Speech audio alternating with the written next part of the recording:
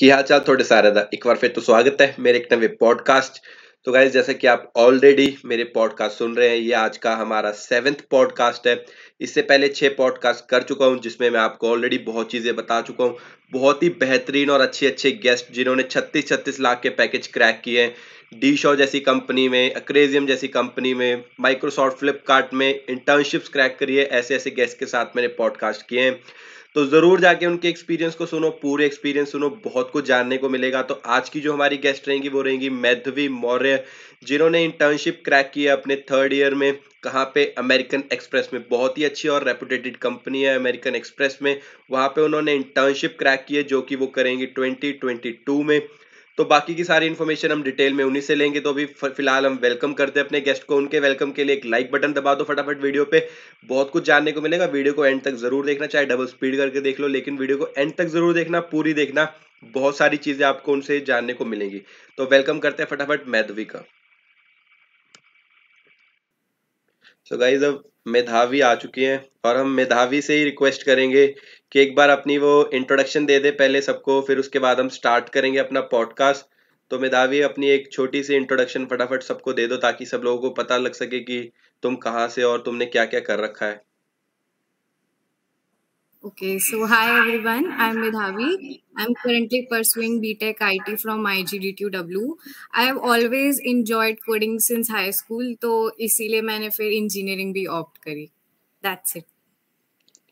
तो जैसा मैं आपको बताना चाहूंगा कि मेधावी ने अमेरिकन एक्सप्रेस में इंटर्नशिप ग्रैब की है अपने 3rd ईयर में ही।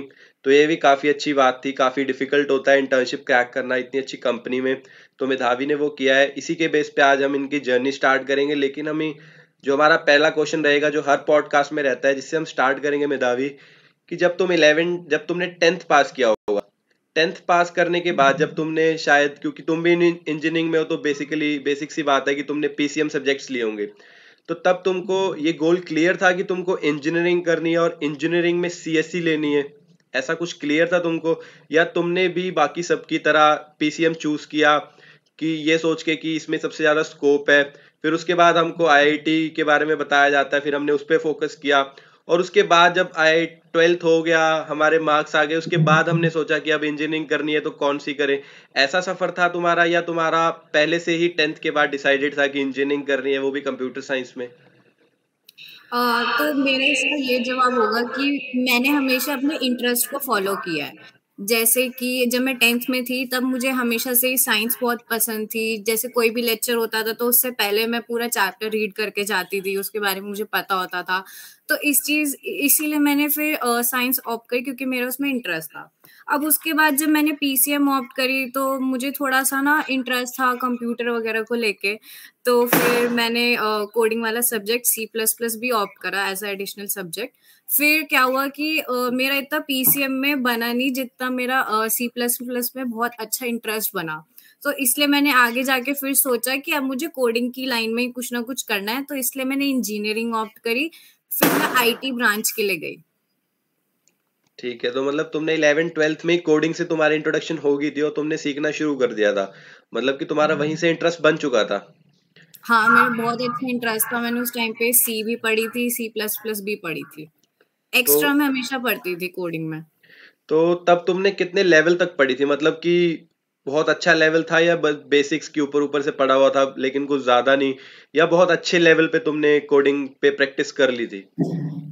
तब हमारी ना एक बुक आती थी सुमिता अरोड़ा। तो वो सुमिता अरोड़ा मैंने बहुत अच्छे से पढ़ी थी 11th में भी 12th में भी।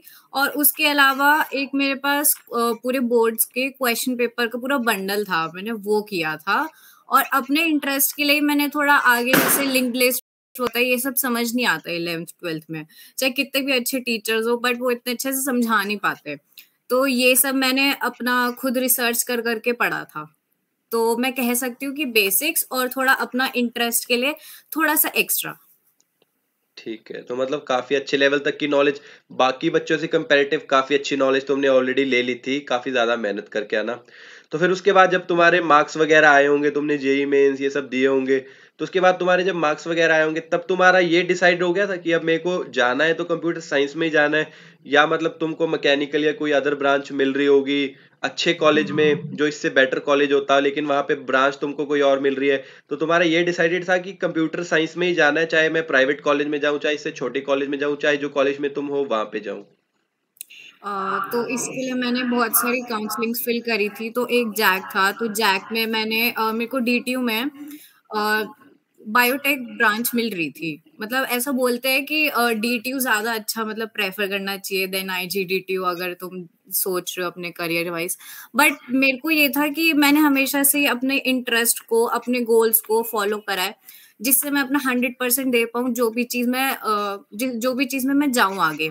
तो इसलिए मैंने फिर आईजीडीटीयू में मेरे को पहले ईसी मिली थी राउंड 2 में। उसके बाद फिर मेरे को आगे चल के मेरी अपडेट हो गई थी ब्रांच, और मेरे को आईटी मिल गई थी। तो मेरे को वैसे आईटी ही चाहिए थी, तो मैं बहुत खुश हो गई थी कि मेरे को आईटी मिल गई। तो मैंने सोचा अब तो बस यही जाना है और कुछ नहीं। ठीक है। तो उसके बाद फिर जब तुम फर्स्ट ईयर में आई तो तुमने कोडिंग कैसे सीखनी स्टार्ट की? क्या तुम्हारा गोल था, क्या अप्रोच थी, मतलब कौन सी लैंग्वेज तुमने चूज करी? क्योंकि जब हम एकदम स्कूल से कॉलेज में आते हैं तो सारा ट्रांजिशन हो जाता है, हमारे सब्जेक्ट्स बढ़ जाते हैं, 10 से 11 सब्जेक्ट्स पढ़ रहे होते हैं, हमारे पढ़ने का टाइम बढ़ जाता है। पहले हम सिर्फ स्कूल में सुबह जाते हैं 8 बजे, दोपहर को 1-2 बजे तक फ्री हो जाते हैं, लेकिन कॉलेज में एकदम से बहुत ज़्यादा प्रेशर बढ़ जाता है ना, कि सुबह 9 से 4 बजे तक पढ़ रहे हैं, फिर उसके बाद बहुत सारी असाइनमेंट्स मिल रही हैं, प्रैक्टिकल सब्जेक्ट्स की प्रैक्टिकल बनाने हैं, तो काफ़ी ज़्यादा प्रेशर आ जाता है। तो तुमने तो शायद 1 साल ऑफलाइन क्लासेस भी लगाई होंगी, तो उसमें और भी ज़्यादा प्रेशर आ जाता है ना, कि सुबह उठ के तैयार होके जाना है कॉलेज, आना जाना, प्रैक्टिकल फाइल प्रिंट आउट्स, बहुत सारी चीज़ें आती हैं। तो तुमने कैसे उस चीज़ को हैंडल किया, और उसके बाद तुमने कैसे कोडिंग कोडिंग से तुम्हारी पहले से ही इंट्रोडक्शन थी, तो कॉलेज में फर्स्ट ईयर में आके तुमने क्या करना स्टार्ट किया कि मतलब नई लैंग्वेज चूज कर सीखी, या उसी लैंग्वेज को और अच्छे से सीखा, या तुमने नए चीजें सीखनी शुरू करी कोडिंग वो लैंग्वेज C++ छोड़ के, क्योंकि वो तुमको ऑलरेडी आ रही थी? तो क्या किया था तुमने अपने फर्स्ट सेमेस्टर में? तो फर्स्ट सेमेस्टर में एक्चुअली फिजिक्स, केमिस्ट्री, मैथ्स यही सब मुझे थोड़ा सा मुश्किल लग रहा था। तो इसलिए मैंने फर्स्ट सेमेस्टर में इतनी ज़्यादा कोडिंग पे ध्यान नहीं दिया था। बट सेकंड सेमेस्टर में हमारा C++ एक सब्जेक्ट आ गया था कॉलेज में ही। तो उसमें मैंने फिर से सारे कॉन्सेप्ट ब्रश अप करे और दोबारा पढ़ाई करी। तो उसके बाद फिर मैंने सेकेंड सेम में C++ अच्छे से पढ़ी थी, और उसमें मतलब पेपर वगैरह अच्छे से दे दिया था। उसके बाद फिर मैंने सेकंड सेम के बाद मैंने एमएल पे क्या कहते हैं, एमएल पे मैंने प्रोजेक्ट बनाया था। बट मुझे उसमें इतना अच्छे से इंटरेस्ट नहीं आया। उसमें मैंने पाइथन वगैरह भी पढ़ी थी। बट हमेशा से ही मुझे ना एक कुछ अपना डेवलप करना है, कुछ अपना बनाना है, जिससे कुछ मैं एक चीज नहीं बनाऊं। तो मेरे में हमेशा यही था। तो वो चीज मैं एमएल में नहीं कर सकती थी, क्योंकि वहां पे मुझे डेटा सेट पे काम करना होता है, कुछ अपना नहीं बना सकती थी। तो फिर मैंने ऐसे ही ट्राई किया था और प्रोजेक्ट बनाया था। फिर मैंने एमएल से हट के दोबारा से फोर्थ सेमेस्टर में अपना डेटा स्ट्रक्चर अच्छे से पढ़े, और फिर मैं डेवलपमेंट की साइड गई थी। तो फिर मैंने फिफ्थ सेमेस्टर में एंड्रॉयड डेवलपमेंट पे एक प्रोजेक्ट बनाया था। तो इलेबोरेट करोगी थोड़ा सा कि एंड्रॉयड डेवलपमेंट तुमने कब सीखनी स्टार्ट की, कहाँ से सीखी तुमने, कैसे सीखना स्टार्ट किया? क्योंकि जब तुम जैसे अपने फर्स्ट ईयर में होते हो तो बेसिकली लोग क्या करते हैं कि सबको कुछ पता नहीं होता, तो बेसिकली जो मिनिमम लोग होते हैं, मतलब जो ज्यादा लोग होंगे, वो क्या सीखना स्टार्ट करेंगे कि लैंग्वेज सीखेंगे C या C++, उसके साथ डीएसए प्रैक्टिस करेंगे प्लेसमेंट पॉइंट ऑफ व्यू से। तो तुमने उसके हिसाब से, मतलब तुम्हारे माइंड में तब क्या था कि प्लेसमेंट के हिसाब से, या तुमने जो एंड्रॉयड डेवलपमेंट सीखनी शुरू करी थी एमएल के बाद, जैसे कि तुमने बताया एमएल ये सब, कब तुमने ये सीखना स्टार्ट किया था? तो और कैसे तुमने अप्रोच, कहाँ कहाँ से कौन से रिसोर्सेज तुमने यूज किए, कैसे सीखना स्टार्ट किया, और कितना डिफिकल्ट या इजी लगा तुमको एंड्रॉयड डेवलपमेंट, और क्या तुमने प्रोजेक्ट बनाया था, अगर ऊपर ऊपर से थोड़ा सा बता पाओ? अच्छा। तो सबसे पहले तो सेकंड सेम के बाद जब फर्स्ट ईयर में ब्रेक मिलता है, तब मैंने एमएल पे प्रोजेक्ट बनाया था। उसमें मेरे को इतना इंटरेस्ट नहीं आया। तो उसके बाद फिर मैंने सोचा कि अब सेकंड ईयर के बाद इंटर्न्स के लिए मुझे मतलब इंटर्नशिप चाहिए चाहिए अपना रेज्यूमे अच्छा बनाने के लिए। तो उसके बाद फिर मैंने डीएसए करना स्टार्ट किया। मैंने कोडिंग निंजास का डीएसए एल्गो का एक कोर्स लिया था। तो उसके लिए मैं हमेशा डेली अपना टारगेट बनाती थी कि मुझे इतने टॉपिक्स करने हैं, इतने क्वेश्चंस करने हैं। और ये मतलब मेरी हमेशा एक स्ट्रैटेजी होती थी कि अगर मैं 5 क्वेश्चन कर पाऊंगी तो मैं अपना टारगेट हमेशा 10 रखूंगी, जिससे मैं एक अपने अंदर एक ग्रोथ देख सकूं और मैं हमेशा मोटिवेटेड रह सकूं। क्योंकि कोडिंग में होता है कि आपको क्वेश्चंस नहीं आते, आपके लिए थोड़ा कुछ नया नया होता है। सिंस मेरे को आता था, बट स्टिल मेरे लिए जर्नी थोड़ी सी फिर भी डिफिकल्ट थी।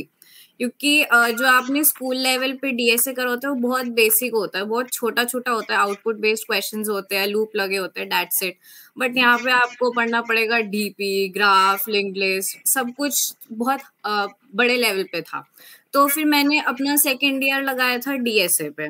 फिर उसके बाद मेरे को माइक्रोसॉफ्ट इंगेज में मैं सिलेक्ट हो गई थी। तो उसमें हमको एक प्रोजेक्ट बनाना था, एक वीडियो कॉन्फ्रेंसिंग ऐप बनानी थी। तो उसके लिए मैंने मतलब 10th क्लास में एक तो HTML थोड़ी सी पढ़ रखी थी, और ऐसी छुट्टियों में, फर्स्ट ईयर की छुट्टियों में, यूई मैंने फर्स्ट ईयर की छुट्टियों में मतलब वेब डेवलपमेंट पे CSS, जावास्क्रिप्ट, ये सब भी मैंने यूई अपनी नॉलेज के लिए रख रखा था। मतलब मैंने नॉलेज हमेशा हर एक चीज की रखी है, बट मैंने हमेशा अपने इंटरेस्ट को फॉलो किया है। तो उसके बाद फिर मैंने सोचा कि मैं वेब डेवलपमेंट पे काम करना शुरू करती हूँ। बट फिर जैसे जैसे मैंने काम किया, मुझे थोड़ा सा रियलाइज हुआ कि मेरे पास टाइम कम है, और मेरी पूरी कोई स्ट्रैटेजी, कोई प्लान ऐसा अच्छा सा बन नहीं पा रहा कि मैं इतने दिनों में प्रोजेक्ट बना लूं। फिर मैंने एंड्रॉइड डेवलपमेंट में स्विच करा, और उसके बाद मैंने कोड विद हैरी के सोर्सेस फॉलो करे। और उसके बाद एक तो ना ये चीज होती है कि आप कोई भी न्यू लैंग्वेज सीखते हो तो ये जरूरी नहीं है कि आपको हमेशा उसकी हर एक चीज याद है। आपको बस लॉजिक क्लियर होना चाहिए और पता होना चाहिए कि आपको क्या करना है, और फिर आप कैसे करना है वो आप गूगल पे करके इजीली कर सकते हो। और अगर आपको कोई एरर्स आते हैं तो आप कोई अलग अलग वेबसाइट्स फॉलो कर सकते हो। मेरे मेरे भी बहुत सारे एरर्स आए थे, मैंने फॉलो करा। कभी कभी दिमाग भी बहुत खराब हो जाता है, बट स्टिल मैंने हमेशा अपने अंदर एक पेशेंस रखा। और क्योंकि मेरा इंटरेस्ट था तो इसलिए मैं कभी भी कोई चीज छोड़ नहीं पाई, हमेशा मैंने अपना 100% दिया। तो इसलिए फिर मैंने एंड्रॉइड डेवलपमेंट पे वीडियो कॉन्फ्रेंसिंग ऐप बनाया था, जो मैंने जिटसी से बनाया था। और उसमें मैंने फिर फायरबेस से ऑथेंटिकेशन फीचर भी डाला था। और मतलब मैंने अब ये सब तो हर कोई यूज कर सकता है, तो इसलिए अपनी ऐप को डिफरेंट बनाने के लिए, जैसे मैंने हमेशा बोला कि मुझे कुछ अपना डालना ही डालना होता है, कुछ भी मैं चीज करूँ। तो अपना डालने के लिए मैंने अपने आइडियाज भी डाले। जैसे कि मेरा एक आइडिया था कि जैसे बैकग्राउंड होता है सबका नॉर्मल होता है, सब solid white, solid black black रख लेते हैं। तो मेरे को आइडिया आया था कि मैं अपने बैकग्राउंड में एक वीडियो डालूंगी, और वो वीडियो बहुत ही सुंदर सी थी, नेचर की थी।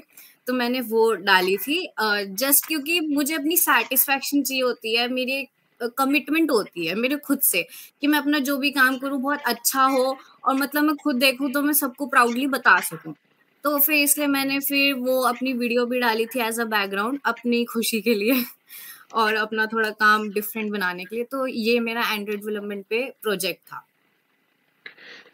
तो इतना सब कुछ मैनेज कैसे हो पा रहा था? मतलब कि कॉलेज भी था, कॉलेज में आना काफी ज्यादा, जैसे मंथली एग्जाम्स हो रहे हैं, असाइनमेंट्स मिल रही हैं, काफी कुछ था। उसके साथ साथ इतना पढ़ना, ये मैनेज कैसे हो पा रहा? सबसे बड़ी दिक्कत जो अभी मेरे को जो लोग क्वेश्चन पूछते हैं, या जब मैं भी कॉलेज में था तो मेरे को भी यही दिक्कत आती थी कि कॉलेज वाले इतना काम दे देते थे कि और कुछ सीखने का मन ही नहीं करता था। क्योंकि ऐसे होता था कि पहले ही कॉलेज में क्लासेस लगा लगा के थक चुके हैं, उसके बाद आके असाइनमेंट्स कर रहे हैं, चलो उसमें भी टाइम गवा दिया, तो अब और कितना ही पढ़ता ही जाओ क्या मैं। तो सबसे बड़ी ये दिक्कत थी कि कैसे मोटिवेटेड रहा, कैसे तुमने मतलब ये सब किया कि फ्रेंड्स ऐसे बनाए या सर्कल ऐसे था, कैसे तुमने ये मैनेज किया ये प्रेशर, और कैसे तुम करती गई और सीखती गई इतना कुछ? क्योंकि तुमने काफी कुछ जैसे वेब डेवलपमेंट सीख ली, ऐप डेवलपमेंट सीख ली, तो इतने कम टाइम में, 1-2 साल में इतना सब कुछ मतलब करना, सब जगह हाथ मारना बड़ा डिफिकल्ट सा हो जाता है, लोग एक एक चीज नहीं सीख पाते। तुमने काफी ज्यादा मतलब ट्राई किया है ना, कि हिट एंड ट्रायल, कि क्या मेरे को पसंद आ रहा है। तो यही सबसे बड़ी बात होती है, एक्सप्लोर करना। जब तुम आईटी में आ जाते हो तो सबसे बड़ी बात ये होती है एक्सप्लोर करना, कि हम कैसे चीजों को एक्सप्लोर कर पा रहे हैं। तो अब सबसे बड़ी बात क्वेश्चन तुमसे यही है कि तुमने सब कुछ एक्सप्लोर किया, तो कितना तुमको लगा कि कितना डिफिकल्ट था तुम्हारे लिए, कंसिस्टेंट रही कि हर रोज किया, या तुमने कभी कभी किया? तो कैसा तुम्हारा मतलब एक्सपीरियंस रहा इतना सब कुछ एक्सप्लोर करने का? सबसे पहले अगर मैनेजमेंट की बात है तो मैनेजमेंट के लिए मैं हमेशा एक स्ट्रैटेजी, एक प्लान बनाती हूँ। जैसे कि रात में सोने से पहले मेरी एक डायरी होती है, उसमें मैं लिखती हूँ कि मुझे अगले दिन करना क्या है और कितनी देर के लिए करना है। और उसके बाद फिर मैं, अगर एक टास्क है मेरा कि मुझे 5 क्वेश्चन करने हैं, तो मैं 5 क्वेश्चन को 1 घंटे में, 2 घंटे, 3 घंटे में करूँगी। तो उसके बाद मैं एक अपने लिए बैकअप टाइम भी रखती थी, क्योंकि मुझे पता होता था कि मैं 5 क्वेश्चन कर सकती हूँ, बट मैं टारगेट 10 का बना रही हूँ, तो मुझे हमेशा एक बैकअप टाइम अपने लिए रखना ही रखना है। तो मैं बैकअप टाइम भी रखती थी। उसके साथ मतलब मेरा ये है कि पूरे दिन में मैं अपने आवर्स डिवाइड करती थी कि मुझे इतनी देर में ये करना है, इतनी देर में ये करना है। फिर उसके बाद रात में फिर बैठ के एनालाइज करती थी कि अच्छा मैंने इतना काम किया है, मैं यहाँ-यहाँ रह गई। तो फिर मैंने अपने ऊपर, एक तो मैंने अपने ऊपर बहुत ज़्यादा काम किया है, तो इसीलिए मैं हर एक चीज़ मैनेज कर पाई, क्योंकि मैंने अपने ऊपर काम किया और मैंने हमेशा अपने इंटरेस्ट को फ़ॉलो करा, वो चीज़ करी जिससे मुझे खुशी मिली। तो इसलिए मुझे फ्रस्ट्रेशन नहीं होती थी। जैसे कुछ लोग होते हैं, वो अपने इंटरेस्ट को फ़ॉलो नहीं करते तो उन्हें खुशी नहीं मिलती, वो अच्छे से अपने गोल्स को फॉलो नहीं कर पाते। मेरे अंदर हमेशा से एक पैशन था कि मुझे कुछ करना है, मुझे कुछ अच्छा-सा, नया-सा करना है। तो बस इसलिए मैंने हर एक चीज़ मैनेज तो ऐसे ही करी। मैं यही कहूँगी कि मैं हर रात को बैठ के डिसाइड करती थी कि मुझे इतनी देर इस चीज़ पे करना है, टाइम इतना देना है। और मैंने मतलब जैसे अब मेरा समर ब्रेक आने वाला है, तो उसके लिए भी पहले से 3-4 महीने पहले मैं पूरी प्लान बना लेती थी कि मुझे ऐसे करना है और इतना टाइम मुझे ऐसे-ऐसे देना है, मुझे ये-ये करना है।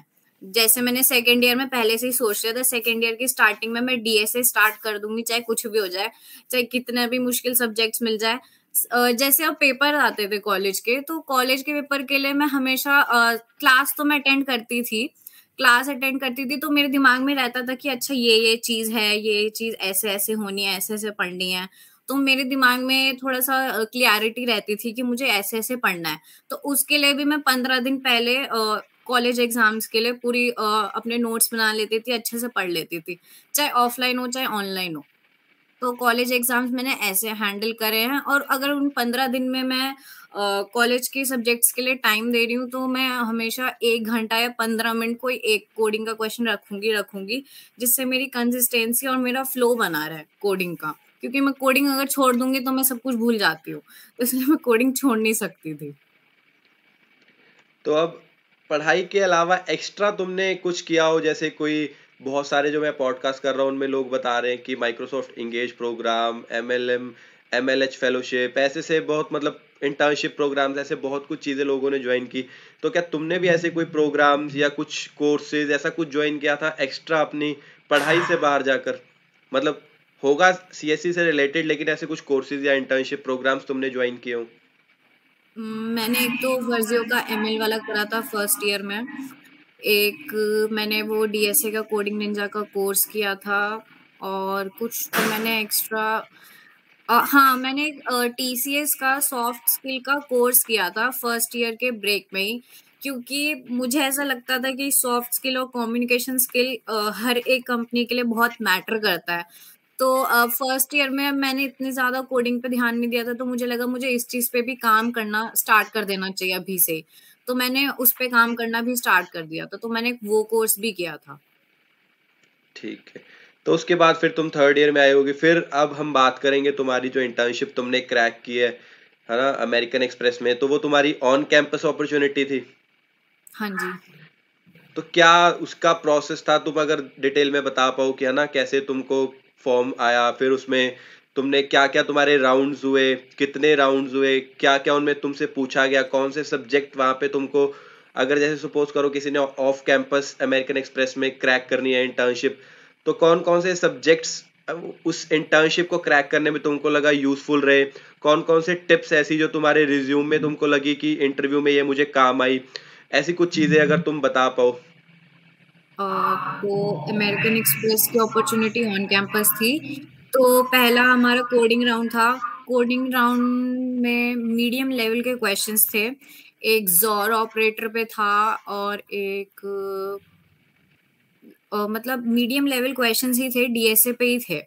तो वो राउंड मेरा क्लियर हो गया था, मेरे तीनों क्वेश्चंस हो गए थे, और टाइम से पहले हो गए थे। तो मुझे लगता है एक टाइम फैक्टर भी होता है, और एक आपने कौन से टाइम कॉम्प्लेक्सिटी यूज करी है, क्या आपने कैसे कोड लिखा है, ये भी मैटर करता है। क्योंकि मैंने काफी कोडिंग राउंड्स दिए थे, तो मुझे आइडिया है कि आपकी कॉम्प्लेक्सिटी और कह सकते हैं कि कोड कैसा लिखा है ये बहुत मैटर करता है हर एक कोडिंग राउंड को क्रैक करने में। तो पहला तो कोडिंग राउंड था, उसके बाद 2 इंटरव्यूज थे। अब वो दोनों इंटरव्यूज एचआर प्लस टेक्निकल थे।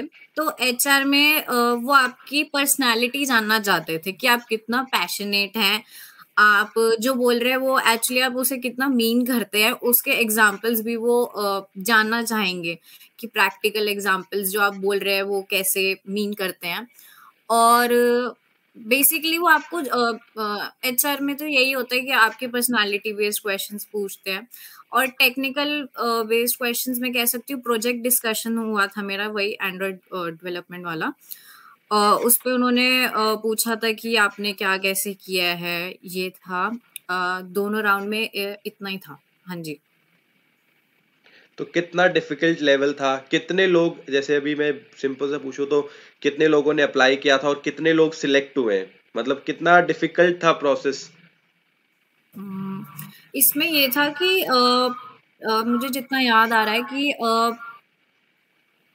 500 या 700 प्लस बच्चों ने तो एप्लीकेशन फिल करी थी।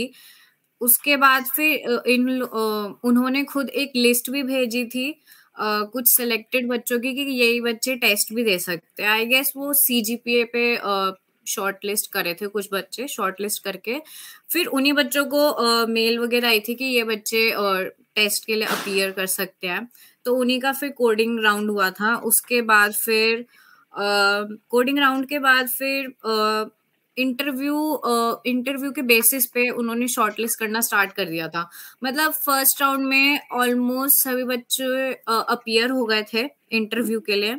उसके बाद फिर सेकेंड राउंड में भी मेरे हिसाब से 2 बच्चे शायद नहीं हुए थे अपीयर सेकेंड राउंड में। और फिर उसके बाद हाँ बस इतना ही था। उसके बाद फिर उन्होंने सिलेक्ट कर लिए थे इंटरव्यू के बेसिस पे। तो फिर उसके बाद अब जैसे तुम्हारी इंटर्नशिप होगी है ना, नेक्स्ट ईयर तुम उसमें करोगे, तो तुम्हारा थर्ड ईयर चल रहा है ना, तो थर्ड ईयर कंप्लीट हो जाएगा। तो अब तुम्हारी थर्ड ईयर और फोर्थ ईयर की अप्रोच क्या है? कि ठीक है, अमेरिकन एक्सप्रेस पे इंटर्नशिप तो मिल गया, लेकिन हमारा मेन गोल क्या है? प्लेसमेंट है। तो अब तुम्हारा क्या अप्रोच रहेगी थर्ड और फोर्थ ईयर में, कि तुम और नई टेक्नोलॉजी सीख के एक्सप्लोर करोगी, या तुमको जो ऑलरेडी तुमने एक्सप्लोर कर चुका है, तुमको पसंद आ चुका है, तुम उन पे ही और प्रैक्टिस करते जाओगी, कि एट द एंड उनमें मास्टर हो जाए और हम एक बहुत अच्छा पैकेज एक अच्छी कंपनी में ले पाए, प्लेसमेंट ले पाए बेसिकली? अ, मेरे लिए ऑनेस्टली पैकेज इतना मैटर नहीं करता। मेरे लिए मेरे इंटरेस्ट और मेरे लिए सिर्फ मेरे गोल्स ही इतने मैटर करते हैं। तो मैं थर्ड ईयर और फोर्थ ईयर में यही मतलब अपने जो मैंने जो अभी तक सीखा है उसको अच्छे से रिफाइन करूंगी। अब जैसे मुझे अभी मैं कह सकती हूँ मुझे कोर सब्जेक्ट्स अच्छे से पढ़ने हैं, डीएसए, ओएस, ऊप्स, टीबीएमएस, ये सब अच्छे से पढ़ने हैं। और तो मैं इन्हीं सब पे अच्छे से प्रैक्टिस करूंगी और फिर किसी अच्छी कंपनी में जाना चाहती हूँ जिससे मैं और अच्छा अपना अपने आप अच्छी ग्रोथ देख सकूं अपने अंदर, और अपने इंटरेस्ट और अच्छे से फॉलो कर सकूं, और जो मैं करना चाहती हूँ मैं वो कर सकूं। तो मेरा सिर्फ इतना यही गोल है कि मैं अपने एक तो कोडिंग अच्छी करनी है और एक कोर सब्जेक्ट्स पे अच्छे से काम करना है।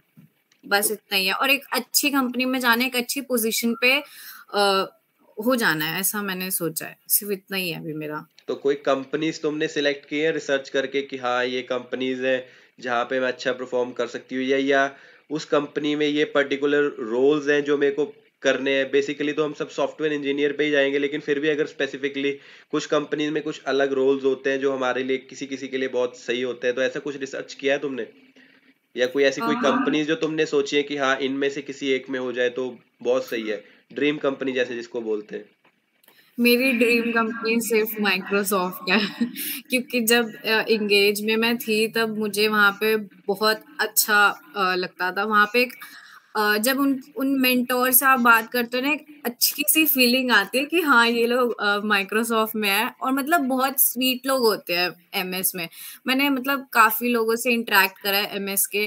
तो मेरा तो बस यही मन है कि मैं एमएस में जाऊं और बस वहां पे एक अच्छी सी जैसे अभी तो मैं मतलब एसडी बनूंगी, फिर आगे जाके मैं सीनियर सॉफ्टवेयर इंजीनियर बनूं, फिर आगे जाके मैं और मेहनत करूं और मैनेजर बनूं। मेरा सिर्फ अभी इतना ही गोल है। और मतलब मेरा बस अभी तो मेरा यही सपना है कि मैं एमएस में जाऊं। उसके लिए मैं अच्छे से मेहनत करना मैंने शुरू कर दिया। तो अब कुछ ऐसे चीजें, कोई रिसोर्सेज तुम बता पाओगी, मतलब जैसे बेसिकली अब क्वेश्चन पूछने की जो अभी तुम्हारा उन बच्चों के लिए क्या टिप्स होंगी, जैसे कि जो अभी फर्स्ट ईयर में आए हैं, सिर्फ जिन्होंने अपनी अभी सिर्फ 12th पास की है, फर्स्ट सेमेस्टर में है वो, और उनको सीखना स्टार्ट करना है अपने करियर में, है ना। एक अच्छी, उनका गोल है कि उनको एक अच्छी प्लेसमेंट लेनी है, एटलीस्ट 10 या 12 लाख के पैकेज से ऊपर लेना है उनको, और अपने थर्ड या सेकंड ईयर में उनको इंटर्नशिप भी लेनी है ना। तो उनके पास बेसिकली इंटर्नशिप के लिए तो 2 ही साल है, फर्स्ट ईयर और सेकंड ईयर। तो उनके लिए तुम्हारी क्या टिप्स रहेंगी कि कैसे मैं सेकंड ईयर तक क्या क्या पढूं, क्या चीज़ों पे फोकस करूं कि मुझे एक तो सेकंड ईयर में इंटर्नशिप मिल जाए, और उसके बाद फिर क्या चीज़ों पे फोकस करूं कि फोर्थ ईयर में एक अच्छी खासी प्लेसमेंट भी मिल जाए। तो मैं सिर्फ इतना बोलना चाहूंगी कि फर्स्ट ईयर से डीएसए पे काम करना स्टार्ट कर देना चाहिए, क्योंकि DSA is one of the main things जो आपको आगे लेके जाएंगी। पहले तो आपको क्योंकि कोडिंग राउंड निकालना पड़ेगा, उसके बाद फिर कभी कभार कुछ कंपनीज पूछ लेती हैं ओएस ऊप्स पे क्वेश्चन। ऊप्स पे तो पूछती हैं जितना मुझे याद है। तो कुछ कंपनीज पूछ लेती है, एमएस में पूछते हैं ऊप्स के ऊपर और डीबीएमएस के ऊपर एसक्यूएल क्वेरीज। तो मैं यही बोलना चाहूंगी कि कोडिंग पे ध्यान देना चाहिए फर्स्ट ईयर से, अगर आपको एक इंटर्नशिप अच्छी कंपनी में चाहिए तो कोडिंग पे ही ध्यान देना चाहिए। और प्लेसमेंट के लिए तो आपको कोर सब्जेक्ट्स और डीएसए अच्छे से करना पड़ेगा, डीएसए बहुत अच्छे से। और ओएस ऊप्स इन सब की आपको बेसिक नॉलेज होनी चाहिए, और इंटर्नशिप के लिए भी आपको इन सब की थोड़ी सी बेसिक नॉलेज होनी चाहिए। और डीएसए पे भी आपको बेसिक होना चाहिए कि आप कम से कम मीडियम लेवल क्वेश्चंस कर पाओ। बट अगर प्लेसमेंट के लिए आप सोच रहे हो तो आपको हार्ड लेवल क्वेश्चंस तो आने ही आने चाहिए। तो अब जैसे मेन क्वेश्चन रहेगा कि यार जैसे अभी तुमको सब कुछ आता है, तो तुमको चीजें लगती है बहुत डिफिक इजी, है ना, मतलब बहुत इजी लगती है कि हाँ ये क्वेश्चन मेरे लिए बहुत इजी था, मेरा बिफोर टाइम हो गया था। जैसे तुम्हारा अमेरिकन एक्सप्रेस में था ना कि ठीक है, किसी किसी को कोई कोडिंग क्वेश्चन बहुत इजी लग रहा है कि मेरे लिए नॉर्मल है, अब जब मेरे को ये सेम क्वेश्चन कोई दे देगा तो मैं तो हैश इंक्लूड से आगे जाऊंगा भी नहीं, ठीक है, अपनी वहीं पे अटक जाएंगे। तो अब यही कोई मतलब सबसे बड़ी डिफिकल्टी लोगों में यही है कि सबसे पहली बात की बहुत से लोग ऐसे हैं जिन्होंने कंप्यूटर साइंस सिर्फ एक भाग दौड़ में ले ली, कि बस एक सबको पता है क्योंकि अभी कंप्यूटर का जमाना, सब यही बोल रहे हैं कंप्यूटर का जमाना है बेटा, पहले तुम ये ले लो, नॉन मेडिकल ले लो, नॉन मेडिकल के बाद कुछ हो गया तो ठीक है, नहीं हुआ तो प्राइवेट कॉलेज में जाके सीएससी ले लो, और हर साल इतने इंजीनियर निकल ही रहे हैं सीएससी से। तो अब बात है कि लोगों को, जैसे तुम्हारा तो गोल है इसलिए तुम्हारा इंटरेस्ट बनता जा रहा है, लेकिन जिसका गोल ही नहीं है, मतलब उसका इंटरेस्ट नहीं बन पा रहा है प्रोग्रामिंग में, तो अब वो कैसे अपना इंटरेस्ट बनाए और कैसे वो अपने आप को चेक करे कि मतलब मेरा लेवल कहाँ तक इंक्रीज हो गया। ऐसे कुछ प्लेटफॉर्म्स या कुछ सेल्फ असेसिंग टूल्स जहाँ से तुमको लगे कि हाँ, मतलब उस लेवल तक मैं अपने आप को चेक कर पाऊँ कि हाँ अब मैं इंटर्नशिप निकालने जितना हो चुका हूँ, तो अब मुझे इस लेवल तक तो मतलब इतने टाइम में इस लेवल तक पहुंचना है। कैसे मैं चेक कर सकूं, कोई टूल्स जैसे कोड शेफ, ऐसे कुछ टूल्स अगर तुम बता पाओ, क्या क्या चीज तुमको, कोई रिसोर्सेज अगर तुम किसी यूट्यूबर्स को तुमने फॉलो किया हो, उनकी चीट शीट्स आती हैं जैसे डीएसए चीट शीट्स, है ना, बहुत सारे लोग अपलोड करते हैं, तो ऐसे कुछ अगर चीजें तुम बता पाओ। सबसे पहले तो अगर किसी का गोल या इंटरेस्ट इंजीनियरिंग में नहीं है तो उसे नहीं आना चाहिए, उसके लिए टॉर्चर हो जाएगा। क्योंकि कोडिंग में बहुत फ्रस्ट्रेशन होती है, तो उसको नहीं आना चाहिए मेरे हिसाब से। और दूसरी चीज, अगर आपको अपना लेवल वगैरह देखना है तो एक काम कर सकते हो कि जीएफजी पे एक तो आप अपना लेवल वहां पे ही आप देख सकते हो कि कैसे पहले तो आप इजी लेवल क्वेश्चंस करो, तो अगर आपसे इजी लेवल हो पा रहे तो अच्छा, आप इजी लेवल पे आ चुके हो, आप कर सकते हो। फिर मीडियम लेवल टॉपिक वाइज भी होता है, तो आप जीएफजी तो मुझे सबसे अच्छी वेबसाइट लगती है।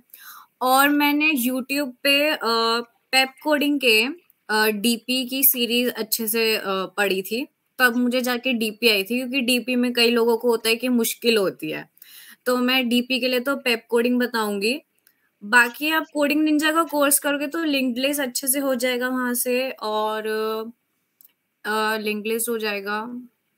और लिंगलेस टैग क्यू ये सब तो हो जाएगा, बट डीपी वहां पे इतने अच्छे से नहीं कराया गया है, ग्राफ भी इतने अच्छे से नहीं कराया गया है।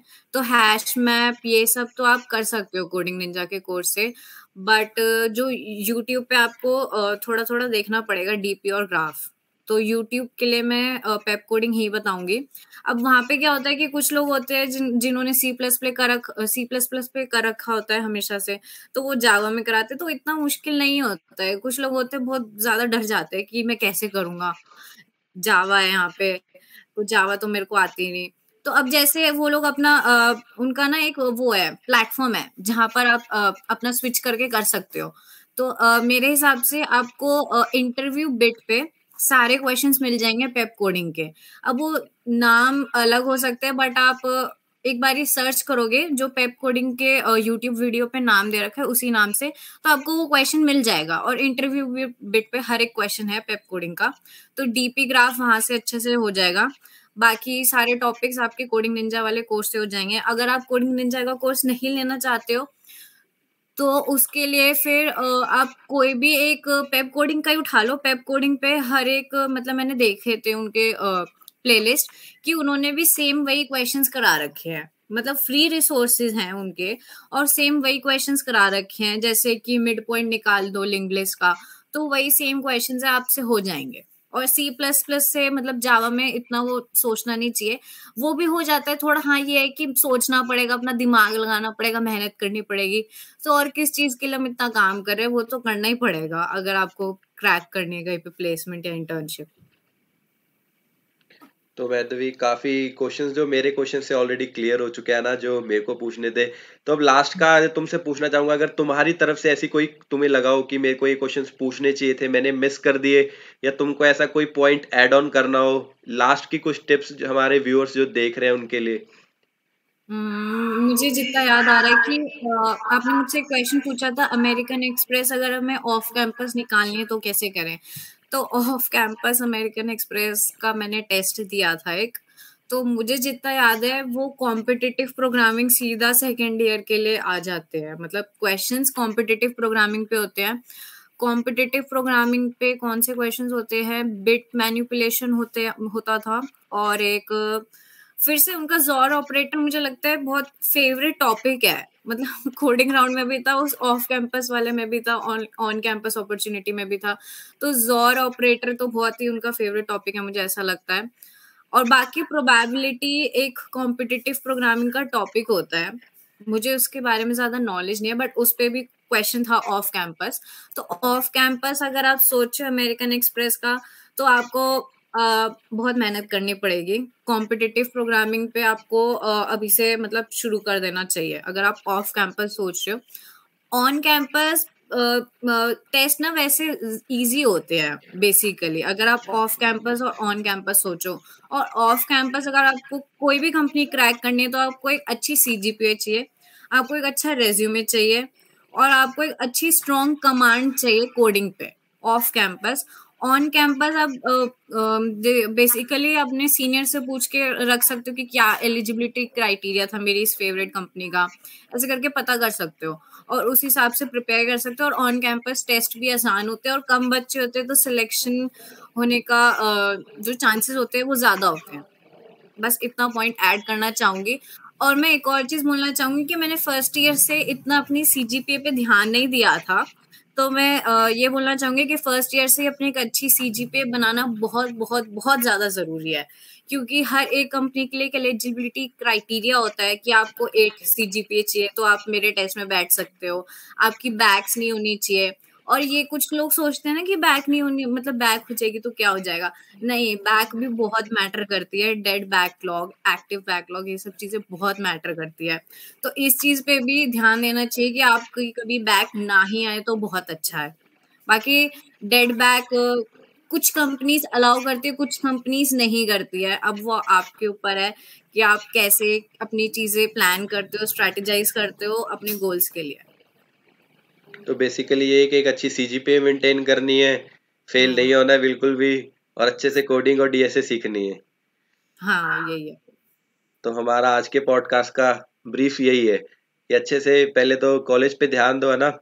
लेकिन सबसे बड़े जो हमारे सबसे ज्यादा व्यूअर्स है ना, वो सब लोग ज्यादा से ज्यादा होंगे प्राइवेट कॉलेज में। जो आज का ये लास्ट क्वेश्चन है, सबसे इंपॉर्टेंट क्वेश्चन, जो सबको डाउट रहता है कि जैसे यार अब बहुत से लोग हैं आईआईटी में चले गए, एनआईटी में चले गए, इन सब लोगों को, जैसे तुम भी हो, तुम सबको अपॉर्चुनिटीज मिल रही हैं कि तुमको ऑन कैंपस जैसे बड़ी बड़ी कंपनीज के इंटर्नशिप ऑफर, फिर उसके बाद बड़ी कंपनीज के प्लेसमेंट में बैठने का मौका मिल रहा है। लेकिन जो प्राइवेट यूनिवर्सिटीज है उनमें इंटर्नशिप्स के मौके तो बिल्कुल नहीं मिलते हैं, प्लेसमेंट के मौके मिलते हैं, लेकिन कंपटीशन इतना ज्यादा होता है कि जैसे अभी वहां पे सीएससी में ही सिर्फ 3,000 4,000 बच्चे हैं।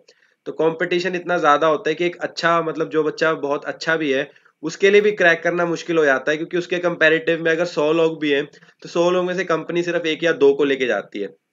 तो मेन पॉइंट यही है कि क्या तुम्हारे हिसाब से कॉलेज मैटर करता है ज्यादा, कि अगर मैं बहुत अच्छा, मतलब मेरी सीजीपीए बहुत अच्छी आ रही है, पढ़ने में अच्छा हूँ, नॉलेज में को A1 है ना, जितनी एक आईआईटी के बच्चे को नॉलेज है उतनी नॉलेज मुझे भी है, कोडिंग में उससे अच्छा हूँ, तो क्या कॉलेज मेरा मैटर करेगा वहां पे किसी जगह पे, अगर मैं ऑफ कैंपस जाके अप्लाई करने की ट्राई करूँ? तुमको क्या लगता है कि अगर मतलब तुमको ऐसा कभी फील हुआ कि हाँ मतलब एक कॉलेज का मेरे पास प्लस ऑन पॉइंट था? ऑनेस्टली कॉलेज मैटर करता है मेरे पॉइंट ऑफ व्यू से, क्योंकि मैंने D2C एक प्लेटफॉर्म है, वहाँ पे काफी सारे हैकाथॉन्स पे अप्लाई किया है। तो वहाँ पर एक कॉलेज की लिस्ट होती है कि इन्हीं कॉलेज के बच्चे अप्लाई कर सकते हैं हमारे इस कंपटीशन में। तो ऑफ कैंपस अपॉर्चुनिटी होती है वहाँ पे, तो वहां पर कॉलेज का नाम मैटर करता है उस चीज के लिए। और अगर कॉलेज मैटर नहीं करता तो हम क्यों इतनी फाइट करते जेई मेंस में अच्छी रैंक लाने के लिए और एक अच्छा कॉलेज लेने के लिए। अब बात आती है, अगर कोई बच्चा प्राइवेट यूनिवर्सिटी में है तो उसको क्या क्या क्या प्लानिंग करनी चाहिए। तो प्लानिंग यही है कि एक बेसिकली कंपनीज का सबसे पहला पॉइंट यही होता है सीजीपीए। तो आपको अपनी सीजीपीए बहुत अच्छी रखनी पड़ेगी। दूसरी बात, आपको अपनी कोडिंग पे बहुत मेहनत करनी पड़ेगी।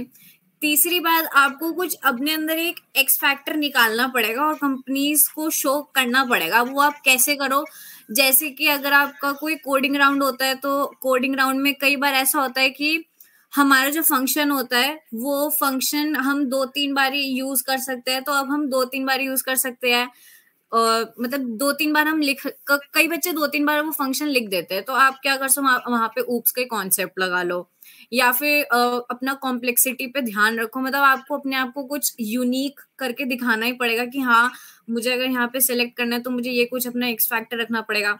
अब आप वो रख सकते हो कि टाइम से पहले आप खत्म कर लो टेस्ट, या फिर आप अपना कोड इतना अच्छा लिखो कि उसकी टाइम कॉम्प्लेक्सिटी कम हो।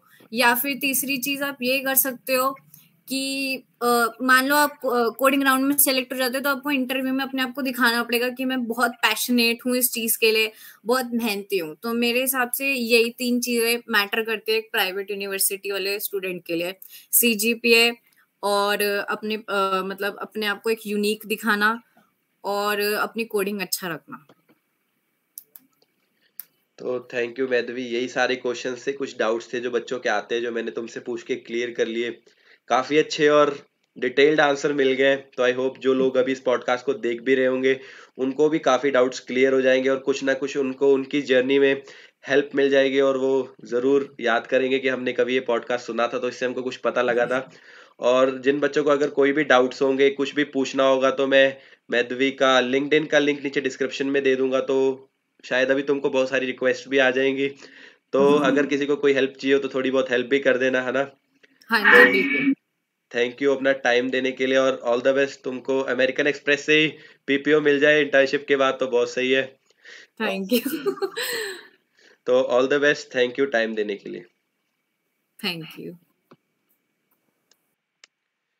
सो गाइस, आई होप आपको ये पॉडकास्ट पसंद आया हो। वीडियो पसंद आई हो तो वीडियो को लाइक कर दो यार, और दोस्तों के साथ शेयर कर दो। अपने जितने भी कॉलेजेस, अदर कॉलेजेस के दोस्त हैं, सबके साथ ये पॉडकास्ट जरूर शेयर कर देना।